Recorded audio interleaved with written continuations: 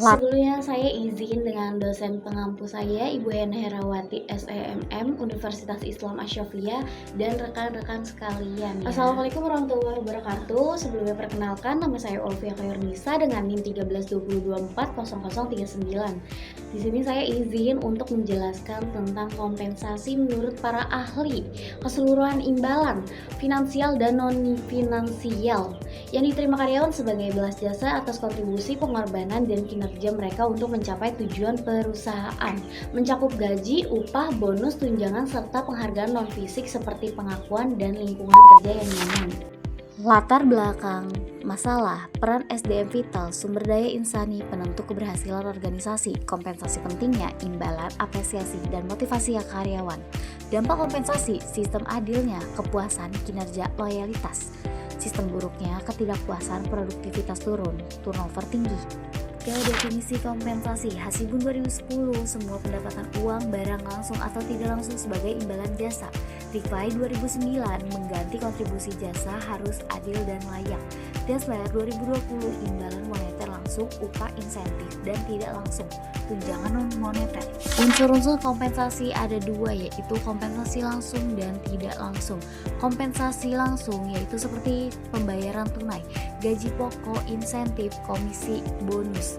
Dan di sini ada juga kompensasi tidak langsung. Kompensasi tidak langsung pembayaran non tunai seperti asuransi kesehatan, program pensiun, tunjangan hari raya, cuti berbayar.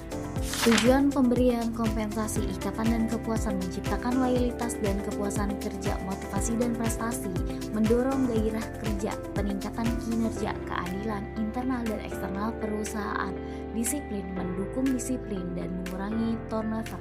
Faktor penentuan kompensasi, biaya hidup semakin tinggi, kompensasi semakin besar.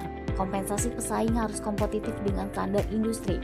Kemampuan perusahaan, kapasitas finansial dan laba, jenis pekerjaan, posisi tinggi, resiko, tanggung jawab besar, kompensasi lebih tinggi. Perusahaan pemerintah, UMP atau UMK, serikat kerja, peran dalam negosiasi upah, produktivitas kerja, kinerja individu.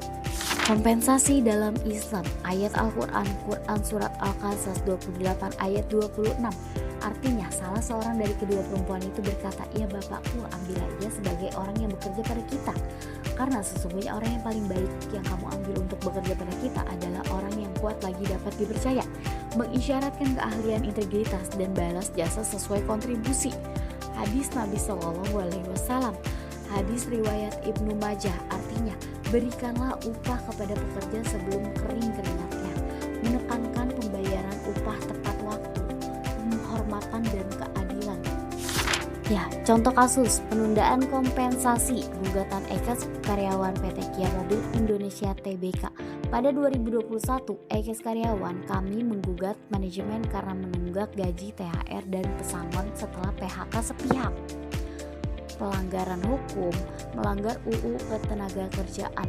Dampak karyawannya, ketidakpuasan, kesulitan ekonomi, dan hilangnya motivasi.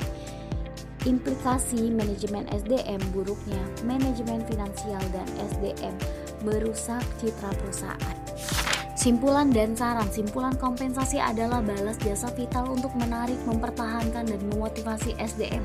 Harus adil, mempertimbangkan faktor internal dan eksternal, selaras ajaran Islam. Saran, sistem kompensasi transparan, adil, dan kompetitif. Pemenuhan kompensasi sesuai hukum dan etika bisnis. Audit kompensasi berkala untuk keadilan. Sekian presentasi saya kali ini. Terima kasih banyak untuk rekan-rekan sekalian dan Ibu Hena Herawati. Saya pamit undur diri. Assalamualaikum warahmatullahi wabarakatuh.